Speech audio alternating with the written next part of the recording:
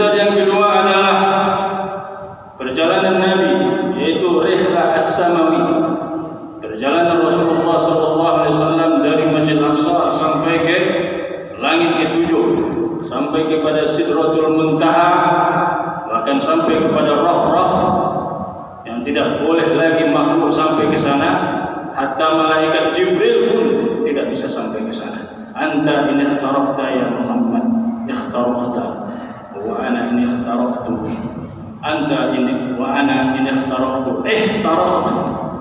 Engkau ya Muhammad, kalau engkau menerobos ke atas, kamu akan sampai ke tempat tujuan. Tetapi kalau saya menerobos ke atas, saya akan terbakar. Inilah mukjizat Nabi SAW. Ketika sampai melewati Rafrah Mustawa, Rasulullah membaca At-tahiyyatul mubarakatus salawatut thayyibatu lillah.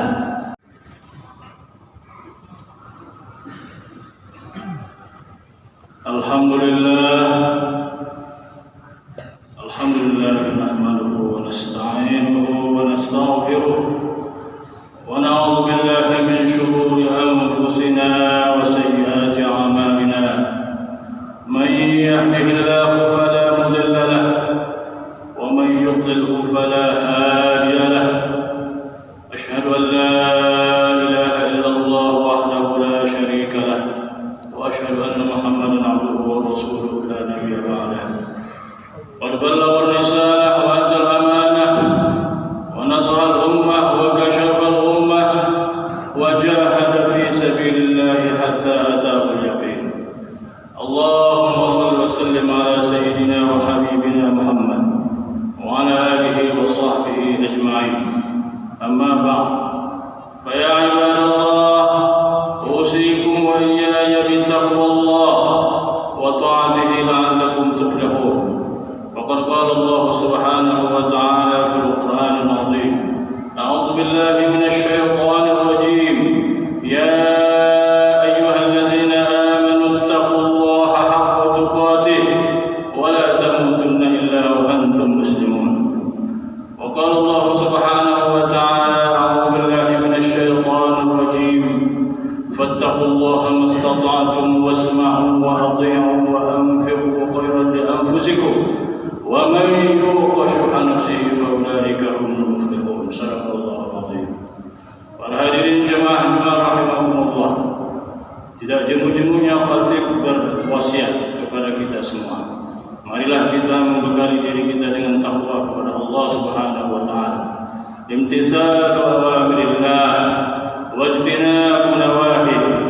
Melaksanakan segala perintah Allah, meninggalkan segala larangannya, karena sebaik-baik bekal untuk menghadap Allah ialah ketakwaan kepadanya. Wa tazawwadu fa inna khairaz zadi taqwa wattaquni ya ulil albab. Perbanyaklah bekal, sesungguhnya sebaik-baik bekal untuk menghadap Allah ialah ketakwaan kepadanya, dan bertakwalah kepada Allah wahai orang-orang yang berakal.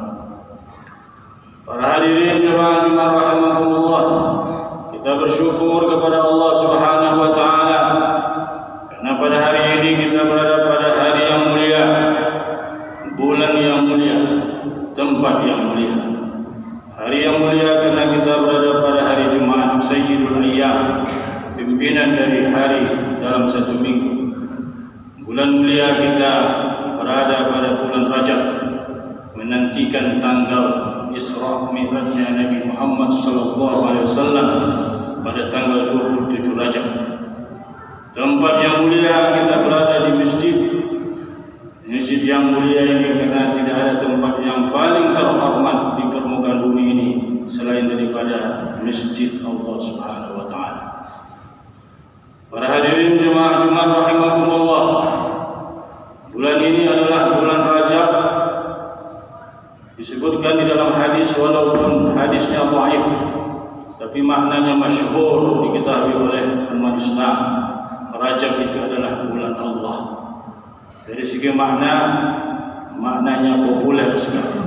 Tetapi dari segi sanad dan matan hadis, walaupun masih dipertanyakan apakah hadis ini sahih atau tidak, Tapi menurut Profesor Yusuf Qaradawi, hadis ini termasuk hadis yang munkar. Apa yang kita ambil pada bulan Rajab ini yaitu peristiwa Isra dan Mi'rajnya Nabi besar Muhammad SAW yang disebut di dalam surah Al-Isra. A'udzu billahi minasyaitonir rajim. Subhanalladzi asra bi 'abdihi lailan minal masjidil haram ila al-masjidil aqsa alladzi barakna hawlahu linuriyahu min ayatina innahu was-sami'ul basir. Maha suci Allah yang telah memperjalankan hamba-Nya Muhammad pada waktu malam.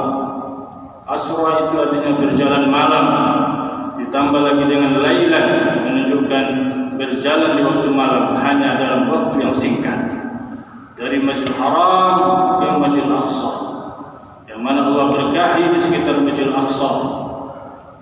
Gunanya apa?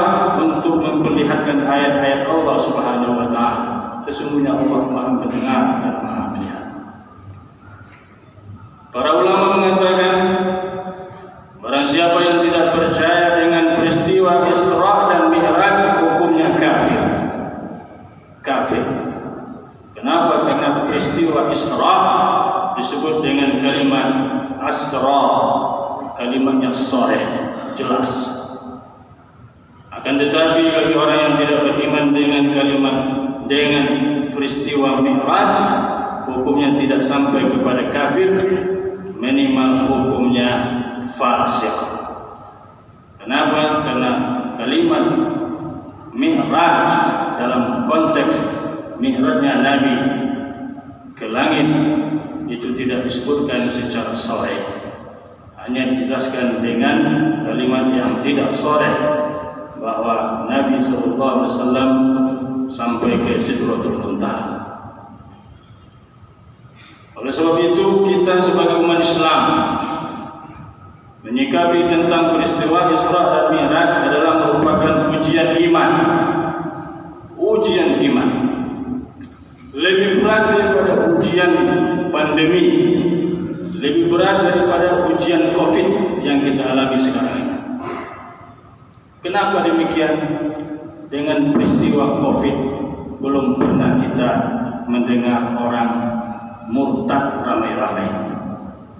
Belum pernah kita dengar mereka keluar dari Islam karena disebabkan pandemi. Tetapi dengan peristiwa Isra dan Mi'raj, umat Islam ketika itu terbagi kepada 3 kelompok. Pertama, kelompok yang menolak dan mereka itu tidak menerima, bahkan ada yang bingung dan keluar dari Islam. Kelompok yang kedua adalah Abu Bakar Siddiq. Dia beriman kepada peristiwa ini. Bahkan ditanya ketika itu, wahai Abu Bakar, apakah anda percaya dengan apa yang diceritakan oleh Muhammad? Nabi SAW mengatakan, lebih dari ini saya percaya. Kenapa? Kelompok yang ketiga adalah kelompok yang langsung murtad dari Islam. Oleh sebab itulah maka peristiwa Isra dan Mi'raj merupakan ujian iman kepada kita. Banyak sekarang pendapat-pendapat liberal yang mengatakan bahwa Isra dan Mi'raj itu bukan Nabi Muhammad tetapi Nabi Musa. Kenapa? Karena ditulis kisah Isra Mi'raj dalam surah Bani Israel. Kenapa tidak ditulis dalam surah Muhammad? Ini kelompok liberal yang mengatakan bahwa peristiwa Isra dan Mi'raj bukan Nabi Muhammad tetapi Nabi Musa alaihissalam. Inilah kelompok yang membawa kepada kekufuran. Kita wajib meyakini bahwa Isra dan Mi'raj itu adalah Nabi kita Muhammad SAW. Tidak cukup kita memahami dari sepotong ayat Al-Quran saja, tetapi hadis-hadis yang mutawatir menjelaskan bahwa Nabi Muhammad SAW yang langsung menjalani Isra dan Mi'raj itu. Para hadirin jemaah rahimakumullah. Selain daripada itu, peristiwa Isra dan Mi'raj adalah merupakan mukjizat Nabi SAW. Di sini ada 3 mukjizat yang kita petik. Pertama, mukjizat perjalanan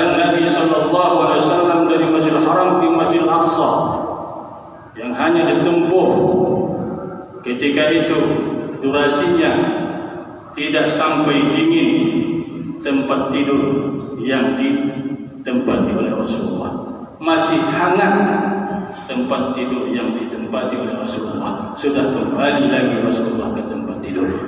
Sementara ketika itu perjalanan dari Masjid Haram ke Masjid Aqsa harus ditempuh dengan waktu 1 bulan dengan perjalanan seekor unta yang normal. Andai kata ketika itu ada mobil, dapat ditempuh dengan perjalanan selama 25 jam dengan kecepatan 200 km per jam. Seandainya pesawat ada ketika itu bisa ditempuh dalam waktu 2 jam. Tapi bayangkan Rasulullah SAW mengalami pada masa itu adalah zaman yang belum mengenal teknologi yang canggih seperti sekarang ini, bisa menempuh perjalanan yang cukup cepat, masih hangat lagi tempat tidur yang ditempati oleh Rasulullah SAW, sudah sampai lagi dia ke bumi ini untuk menjemput perintah salat. Mukjizat yang kedua adalah perjalanan Nabi, yaitu Rihlah As-Samawi, perjalanan Rasulullah SAW dari Masjid Aqsa sampai ke langit ke-7, sampai kepada Sidratul Muntaha, bahkan sampai kepada Raf-Raf yang tidak boleh lagi makhluk sampai ke sana, hatta malaikat Jibril pun tidak bisa sampai ke sana. Anta in ikhtaraqta ya Muhammad, ikhtaraqta wa ana in ikhtaraqtu, anta in wa ana in ikhtaraqtu, ihtaraqtu. Engkau ya Muhammad, kalau engkau menerobos ke atas, kamu akan sampai ke tempat tujuan. Tetapi kalau saya menerobos ke atas, saya akan terbakar. Inilah mukjizat Nabi SAW. Ketika sampai melewati Rafrah Mustawa, Rasulullah membaca At-tahiyyatul mubarakatus salawatul thayyibatul lillah, Assalamualaikum warahmatullahi Nabi wa rahmatullahi wabarakatuh. Itulah yang kita baca di dalam salat.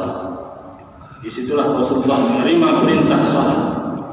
Dan salat ini juga adalah merupakan mukjizat Nabi SAW. Salat adalah perintah ibadah yang paling pertama diperintahkan Allah Subhanahu wa taala. Ibadah salat adalah ibadah yang tertua. Ini adalah mukjizat ketiga dalam peristiwa Isra dan Mi'raj ini. Rasulullah SAW menerima perintah salat. Dari Nabi Adam AS sudah ada perintah salat.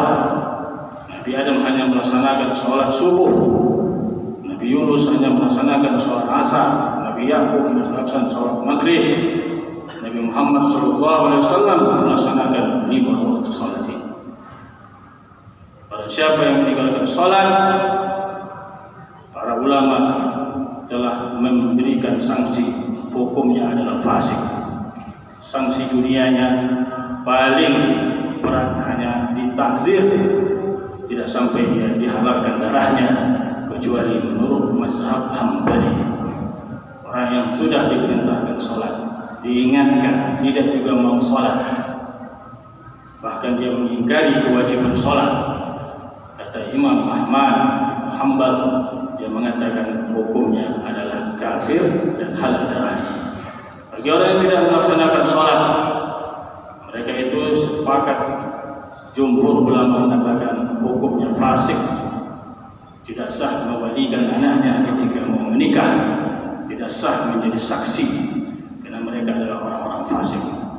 Oleh sebab itu, kewajiban yang pertama sekali kita perintahkan kepada anak-anak kita adalah kewajiban salat. Akan ada generasi yang akan datang, kata Allah Subhanahu wa taala, generasi yang mengabaikan salat. Fa khalafa min ba'dihim khalfun adha'u shalah wattaba'u syahawat fasawfa yalqawna ghayya. Akan ada nanti kelompok generasi yang akan datang, kata Allah Subhanahu wa taala, kelompok yang melalaikan salat, menganggap enteng bersalat. Mereka itu, kata Allah Subhanahu wa taala, fasawfa yulqawna ghayya. Mereka itu akan dilemparkan ke dalam dasar api neraka jahanam. Ini yang banyak tak disadari orang. Padahal sholat ini adalah ibadah yang bermanfaat untuk kita sendiri. Bahkan di dalam surah Fatihah Allah mengatakan, saat kita mengatakan iyyaka na'budu wa iyyaka nasta'in, Allah mengatakan hadza baini wa baina 'abdik. Inilah antara saya dengan hamba saya. Wa li 'abdi ma sa'al. Bagi hamba terserah apa yang dia minta. Banyak peneliti-peneliti yang sudah membicarakan, mengkaji tentang hikmah salat, luar biasa. Baik penelitian dari dalam negeri maupun luar negeri. Pada masa Covid ini ternyata salat sangat ampuh untuk mengatasi corona ini. Sangat ampuh. Dari sisi apa? Dari sisi permulaan salat saja. Yaitu ketika berwudu dianjurkan kita cuci tangan, berkumur-kumur, istinsyaq, memasukkan air ke hidung lalu dihembuskan kembali. Bukankah swab itu diantaranya adalah mengikuti istinsyaq? Itu salah satu keajaiban sholat ini. Begitu juga para peneliti telah menemukan bahwa gerak-gerik sholat dapat juga mengatasi corona. Ketika kita sujud, itu adalah salah satu cara untuk mengatasi pandemi ini. Allah Subhanahu wa taala menyebut kalimat salat di dalam Al-Qur'an sebanyak 85 kali. 85 kali. Ternyata setelah dihitung jumlah rakaat salat dalam satu hari satu malam sebanyak 17 rakaat. Dan waktunya 5 kali, subuh, zuhur, asar, maghrib dan isya. 5 kali 7, 5 kali 17 sama dengan 85 kali. Berarti Allah Subhanahu wa taala tidak secara kebetulan mengatur jumlah secara teoritis. Jumlah salat sebanyak 85 kali disebut di dalam Al-Quran, dan sehari semalam dikalikan jumlah waktu sholat dengan rakaat sholat yang kita laksanakan sama dengan jumlah yang telah disebutkan kalimat sholat di dalam Al-Quran. Ini salah satu mukjizat. Agama mana yang punya ibadah seperti ini, yang tetap akurat dan tetap terukur, luar biasa, bisa menjawab persoalan. Para ulama juga telah lebih dahulu mengkaji kenapa sholat itu 17 rakaat sehari semalam. Para ulama mengatakan Allah Subhanahu wa taala memberikan kepada kita waktu 24 jam sehari semalam. 24 jam. 7 jam adalah waktu kita untuk istirahat. Orang dewasa istirahatnya, tidurnya selama 7 jam. 24 kurang 7 tinggal 17. Waktu 17 jam itu adalah waktu kita beraktivitas sehari-hari. Bayangkan kalau kita bekerja selama 17 jam satu hari, aktivitas kita selama 17 jam satu hari satu malam, tidak mungkin kita tidak melakukan dosa. Pasti ada dosa yang kita lakukan, baik dosa kecil atau dosa besar. Tetapi kata para ulama, setiap 1 jam sholat, setiap 1 jam waktu yang kita gunakan, dihapus kesalahan kita oleh 1 rakaat salat.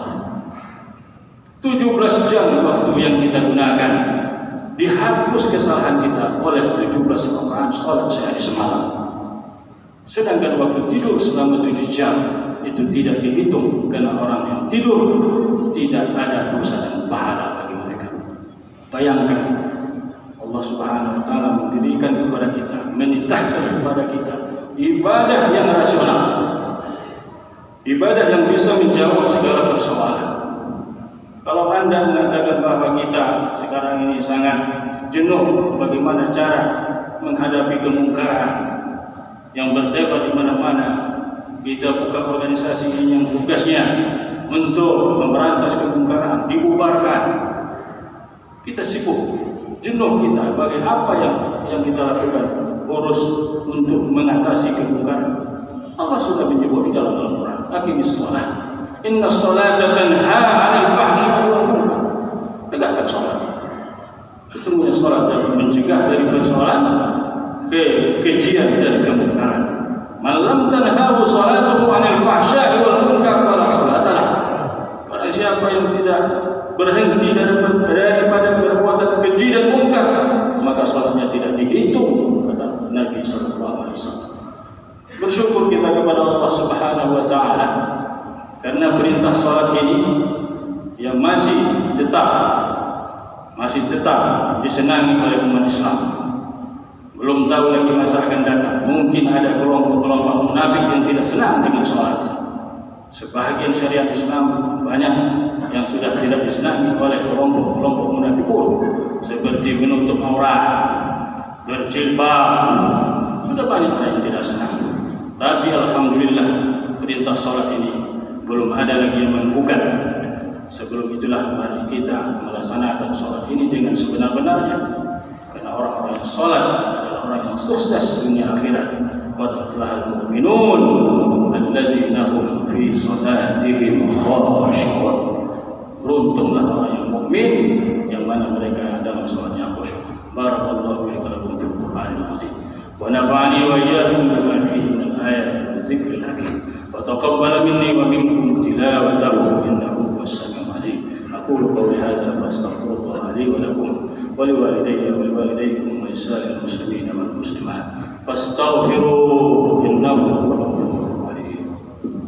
Allahumma shalli wa sallim wa zid wa adim wa azim wa tafaddal wa barik bi jalalika wa kamalik ala jami ibadik wa ashrafi ubadik as'ali al-arabi wal azam wa imani taibati wal haram Abul Qasim sayyidina wa maulana Muhammadin wa ala alihi wa sahbihi wa sallam wa radiyallahu tabaraka wa ta'ala an kulli sahabati rasulillahi ajma'in. Alhamdulillah alladzi arsala rasulahu bil huda wa dinil haqq liyuzhirahu 'ala dini kullihi wa kafaa billahi shahida. Asyhadu an la ilaha illallah wahdahu la syarika lah wa asyhadu anna Muhammadan abduhu wa rasuluhu arsalahu mubasysyiran wa nadhira wa da'iyan ila Allah bi iznihi wa sirajan munira. Allahumma shalli wa sallim ala sayyidina Muhammad wa ala ali sayyidina Muhammad. Amma ba'du fa ya ibadallah usikum wa iyaya bitaqwallah wa ta'atihi la'allakum tuflihun. Wa qala Allah subhanahu wa ta'ala fil Qur'anil azim. A'udzu billahi minasy syaithanir rajim. Ya ayyuhalladzina amanu taqullaha wabtaghu ilaihi wasilah wa jahidu fi sabilihi la'allakum tuflihun. Innallaha wa malaikatahu yusholluna 'alan nabi. Ya ayyuhalladzina amanu shallu 'alaihi wa sallimu taslima. Allahumma shalli wa sallim ala sayyidina Muhammad wa ala ali sayyidina Muhammad kama shallaita ala sayyidina Ibrahim wa ala ali sayyidina Ibrahim wa barik ala Muhammad wa ala ali Muhammad kama barakta ala Ibrahim wa ala ali Ibrahim fil alamin innaka Hamidum Majid. Wardallahu an khulafa'ir rasyidin Abi Bakr wa Umar wa Uthman wa Ali wa an tabi'in wa tabi'in tabi'in wa man tabi'ahum bi ihsan ila yaumiddin. Allahumma ighfir warham man bana hadzal masjid al-ma'sun al-muhtaram wansur nazirahu wa balligh ma yatamannahu bi khair bi rahmatika ya arhamar rahimin. Allahumma ighfir lil muslimin wal muslimat wal mu'minin wal mu'minat al ahya'i minhum wal amwat innaka ya maulana sami'un qaribun mujibud da'awat. Amin ya qadi al hajat.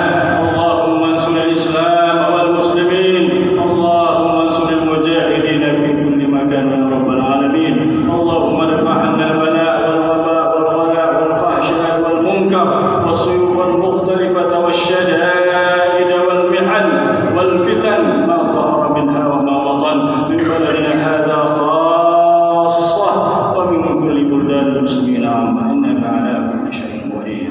Rabbana atina fid dunya hasanah wa fil akhirati hasanah wa qina adzaban nar. Ibadallah innallaha ya'muru bil 'adli wal ihsan wa ita'i dzil qurba wa yanha 'anil fahsya'i wal munkari wal baghi ya'izukum la'allakum